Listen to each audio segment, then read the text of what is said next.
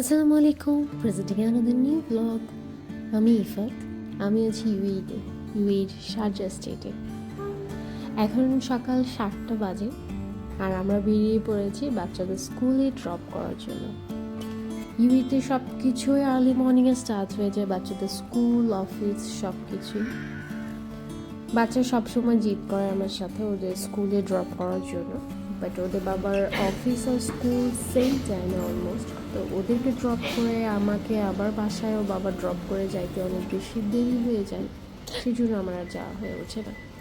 যখন ওর বাবা বিজি থাকে বা উনি যান না, তখন আমি বাচ্চাদের ড্রপ করতে যাই, আদারওয়াইজ ওর বাবাই যায় সবসময়। আজকে ওর বাবার অফ ছিল, তো বাচ্চারা জিদ করছিল, তো আমি ভাবলাম আজকে আমিও যাই ওদের সাথে, ভালো লাগবে ওদের। এটা বাচ্চাদের স্কুল, পুরাটাই বাচ্চাদের স্কুলের ক্যাম্পাস। এই সময়টা এইখানে এত বেশি ট্রাফিক থাকে, অনেক বেশি ট্রাফিক থাকে, ট্রাফিক ভেঙে বাচ্চাদের ড্রপ করতে হয়।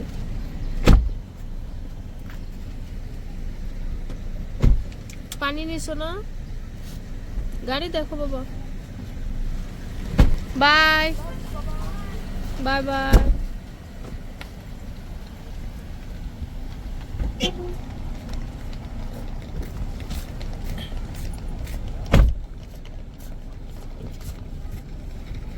আইসক্রিম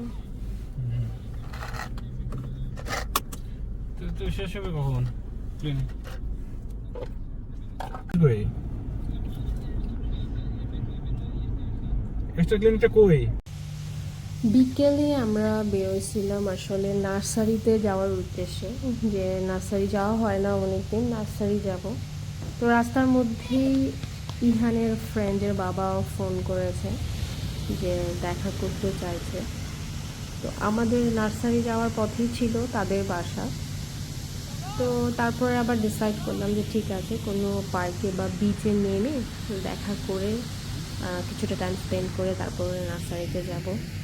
আর ইহান তো অনেক বেশি এক্সাইটেড হয়ে গেছে, ও তো এখন দেখা করবে যেহেতু ফোন এসেছে।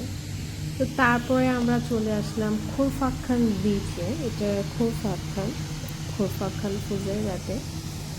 ইউএর এটা একটা খুব ফেমাস ভিজিটিং প্লেস।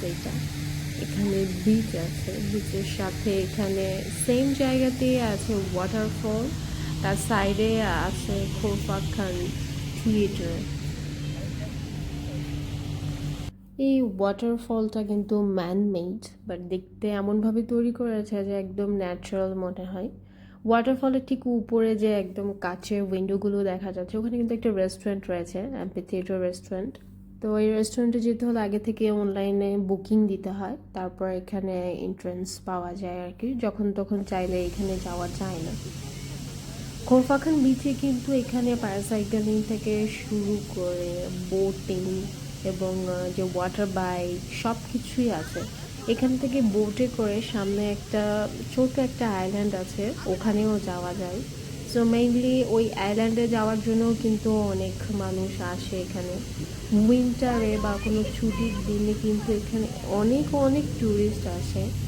যারা এই দিকটাতে ট্যুরে আসে ফুজায়রাতে, তারা কিন্তু খোরফাক্খান অবশ্যই আসে, বিশেষ করে এই জায়গাটাতে আসে।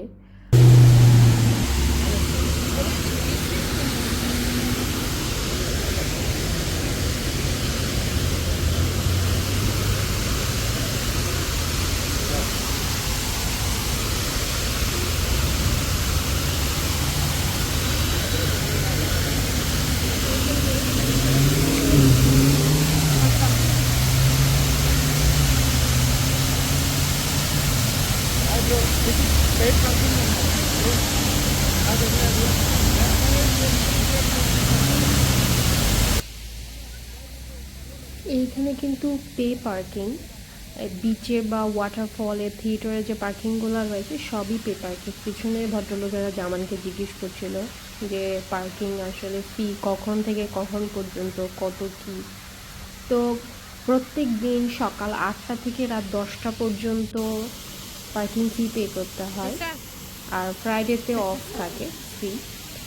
এখানে আমার কন্যা সুন্দর দুটো বান করেছে, সেটা দেখাচ্ছিল। ও যখনই সুন্দর করে সাজুগুজু করে সেটা ক্যামেরার সামনে আসে আর আমাকে বলে এটা একটু ভিডিও করো, সবাইকে দেখাও। মাশাআল্লাহ। আগে পানির কিন্তু যে দূরের এই রেলিংটা ছিল না, কাছের এই রেলিংটা শুধু ছিল। বাট বাচ্চারা শুধু কেন বলবো, বড় মানুষরাও নেমে যেত রেলিং টপকে নিচে পানির মধ্যে চলে যেত।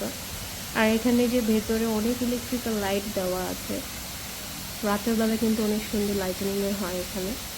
তো এগুলো অনেক রিস্ক, যে কোনো সময় শর্ট সার্কিট হতে পারে, সেই জন্য এখানে দুইটা রেলিং দিয়ে দিয়েছে যেন মানুষ পানির কাছে গিয়ে পানি টাচ করতে না পারে আর কি, এই জন্য। তো এখানে কিছুক্ষণ ছিলাম, বেশ আরামই লাগছিল গরমের মধ্যে। তারপর আমরা মা ছেলে হেঁটে হেঁটে চলে যাচ্ছি থিয়েটারের ওই পাশে, থিয়েটারের কাছে, ওয়াটারফলের একদম পাশেই এখানে হরফা খান এমপি থিয়েটার। তো আমরা এবার এখানে চলে যাচ্ছি থিয়েটারের পাশে।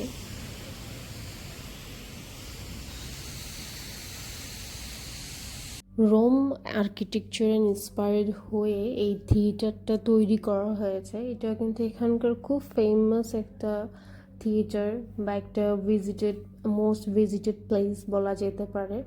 বিভিন্ন মিউজিক্যাল কনসার্ট বা কনফারেন্স এখানে হয়ে থাকে, তখনই মেনলি ভেতরে ঢোকা যায়। আদারওয়াইজ অন্য সময়গুলোতে এন্ট্রান্স পুরো বন্ধ থাকে, ভেতরে যাওয়া যায় না। বাইরে থেকে এভাবে দেখা যায়, থিয়েটারের বাইরে থেকে। আর এইখানে না, থিয়েটারের একদম সামনে এখানে অনেক সুন্দর করে লেখা আছে খোরফা খান, অ্যারাবিকেও লেখা আছে, ইংলিশেও লেখা আছে। এত বড় লেখা যে আমি ক্যামেরাতে পুরোটা ক্যাপচার করতে পারছি না। পুরো থিয়েটারটা দেখতে ঠিক এইরকম একটা প্যালেসের মতো। রাতের বেলা যখন লাইটগুলো জ্বলে ওঠে, একদম দেখতে মনে হচ্ছে যে কোনো একটা পুরনো একটা প্যালেস, রোমের কোনো প্যালেস।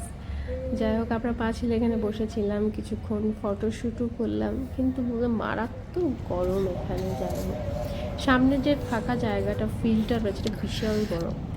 উইন্টারে এখানে বিভিন্ন ধরনের এক্সিবিশন হয়ে থাকে। আর ট্যুরিস্টরা যখন আসে, আমি যেটা বললাম আর কি, উইন্টারে বিভিন্ন ছুটির দিনে অনেক অনেক ট্যুরিস্ট আসে। এখানে পার্কিং পাওয়া যায় না, 1 ঘন্টা আধা ঘন্টা ঘুরে ঘুরে এখানে পার্কিং পাওয়া যায়। দেখা হয়ে গেল আয়শা ইহানের টিচারের সাথে, তো ওনার সাথে কিছুটা সময় গল্প করলাম।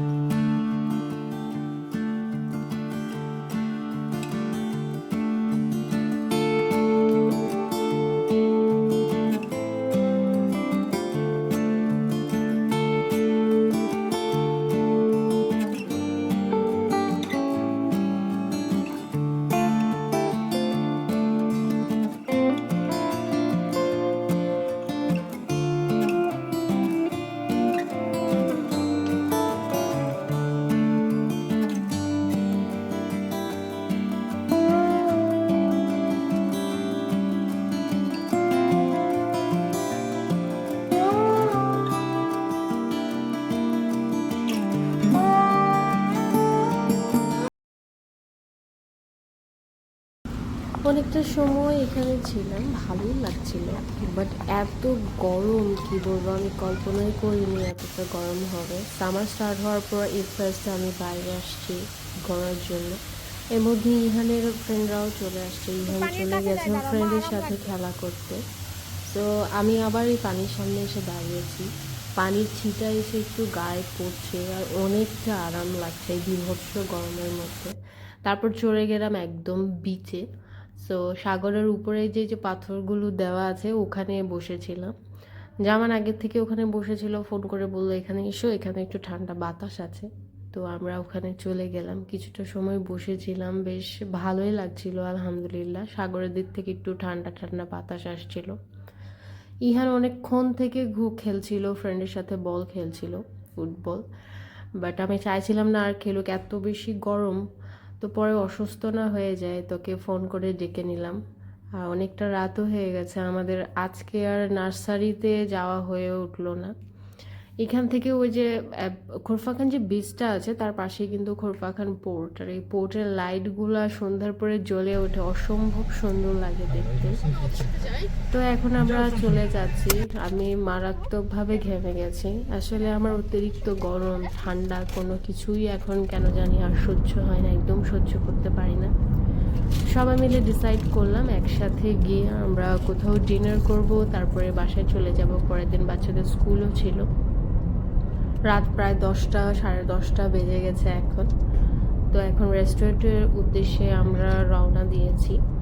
যাওয়ার পথে এটা পড়েছে খোরফাখান ইউনিভার্সিটিতে। খোরফাখান ইউনিভার্সিটির সামনে ওয়াটারফলটা অনেক সুন্দর, এই রাউন্ড দ্য বোর্ডটাকে ঘিরে চারপাশে ওয়াটারফল করা আছে। তো দ্যাটস অল ফর টুডে।